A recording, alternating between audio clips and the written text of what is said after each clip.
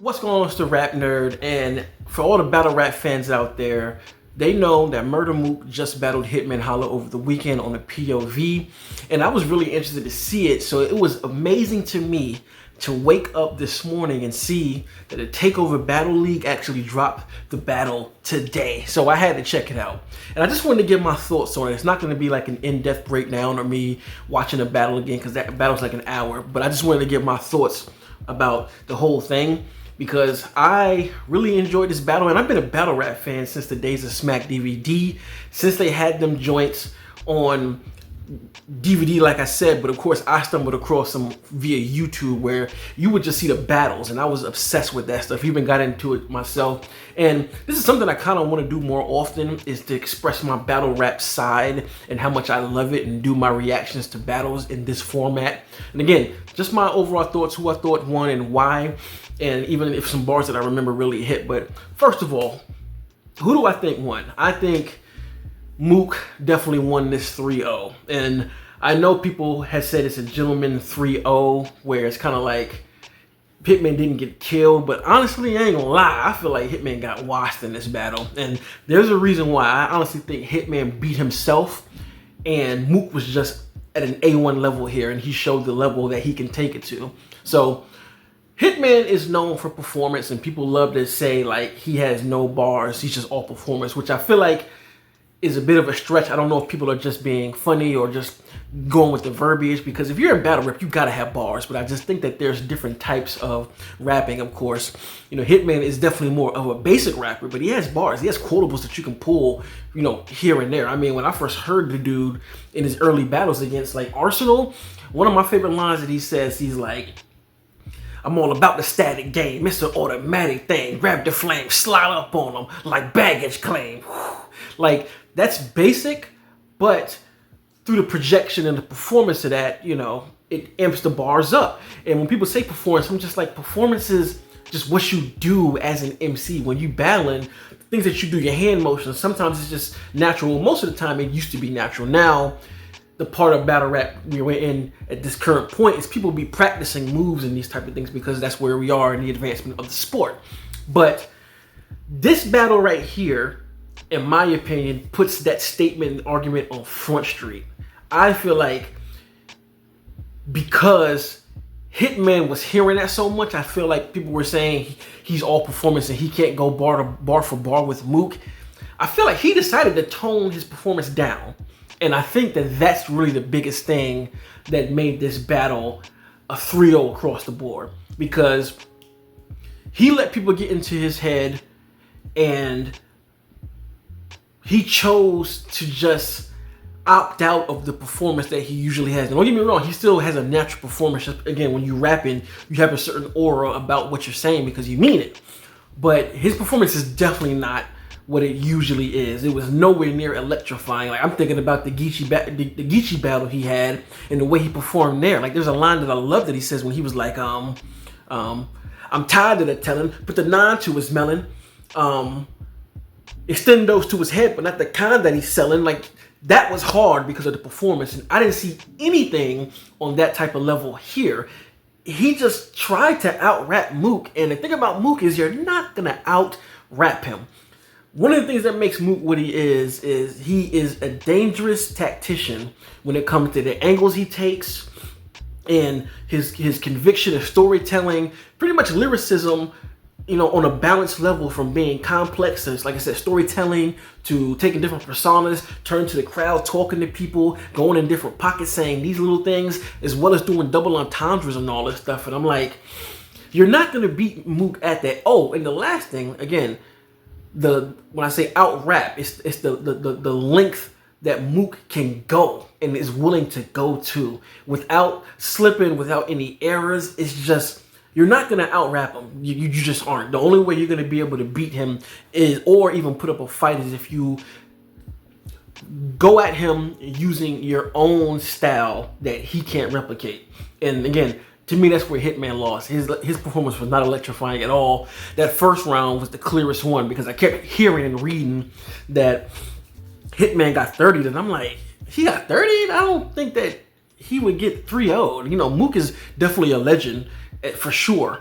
But I'm like, I would at least think it would be 2-1 because I even called it 2-1 on a poll. I was like, Hitman may take the first, but I think Mook is going to take rounds 2 and 3. But this is definitely a 30, yo. Like I said, that first round when Hitman rapped, I was just kind of like, this is most definitely beatable.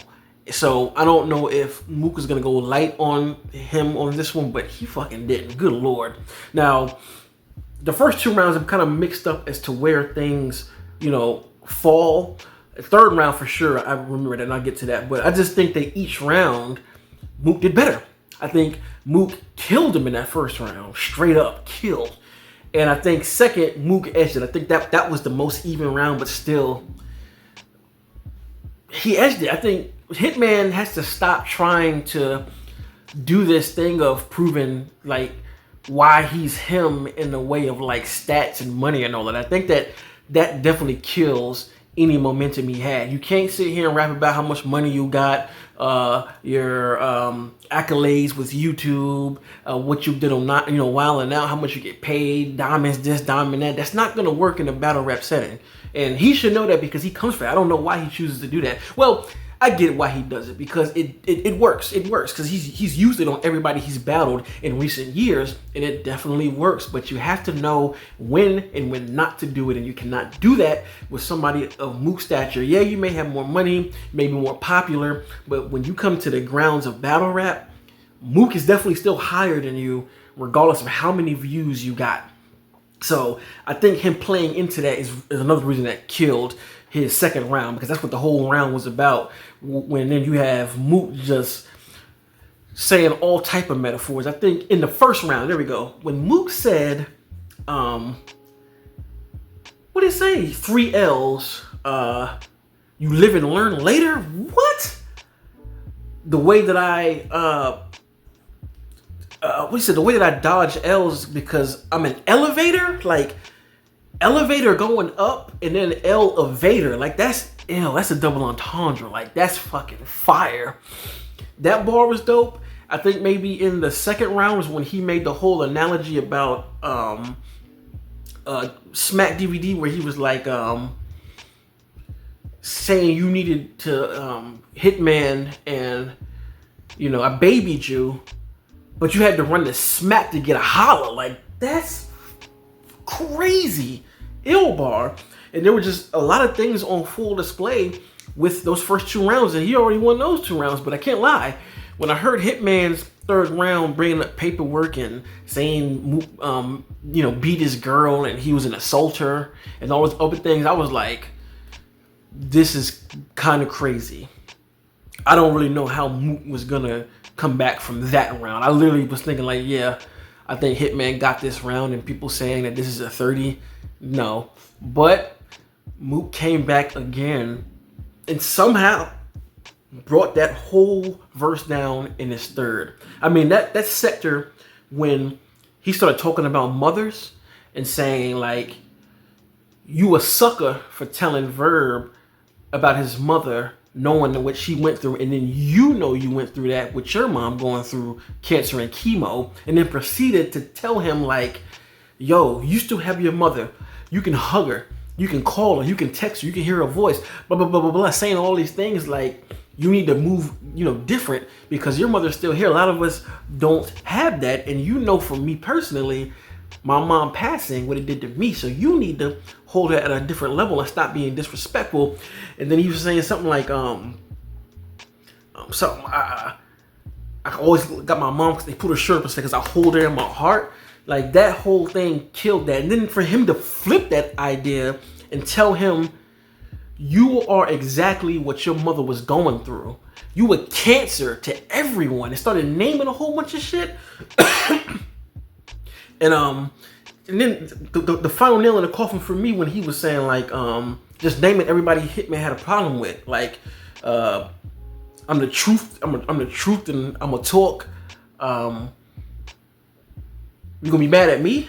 You gonna be mad at him? You gonna be mad at Smack? You gonna be mad at ARP? You gonna be mad at him? And when you lose this battle, you gonna be mad at Houston too? Like, just of excellent penmanship on full display to pull all of those things together while rhyming and also using metaphors. And this ain't just small caliber rhyming. This is multi-syllables every single rap. And I thought that the way Mook wrote this shit and performed it was just excellent and a stamp as to why he is one of the GOATs in the face of battle rap, because this was just excellent. God, it was excellent, man.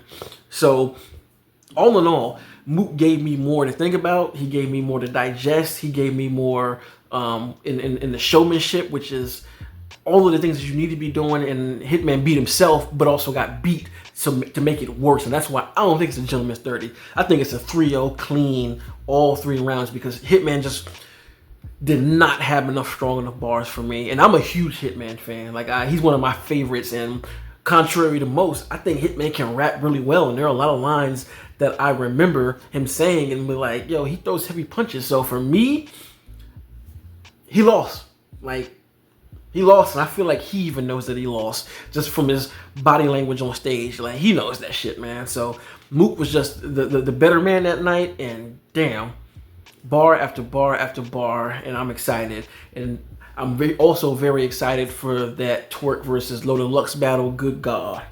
Definitely want to roll back here to talk about that. And again, I'm going to start this series again talking about battles that I like for MCs that I like that are on YouTube as well, or if I do decide to pay for the POV forum. Not going to be all of them, because there's only a certain handful of battle rappers that I run to check out. So if you see me talking about them, you know that I mess with them as a battle MC. So let me know in the comments what you thought about the Hitman versus Murda Mook battle. Who do you have 3-0? Who do you have winning that battle? Excuse me, no disrespect at all. And let me know why. And what were your favorite bars? What was your favorite round? For me, I think Mook's 3rd round was the best. That whole cancer flip was great, and showing how, Hitman kind of does bad business, because all of the people that he named in those stories, I was thinking like, damn, Hitman really does have an issue with working with people, and he has a lot of issues amongst battle rap with owners and just business from that standpoint. So he unveiled that. So that's my favorite round. So if you like this kind of content, make sure to like and subscribe. If you're new here, I talk about hip hop, albums, now battles, even some subjects, and I'm a movie guy, as you can see back here. So I do film reviews too, and talk about movies how I can, and do trailer reactions. So I want to lay that out there for you. And for those who already are subscribed, thank you. And until next time, peace. RapNerd Productions, no capping, that's word to mommy. Instead of banking on it, now rapping is just a hobby.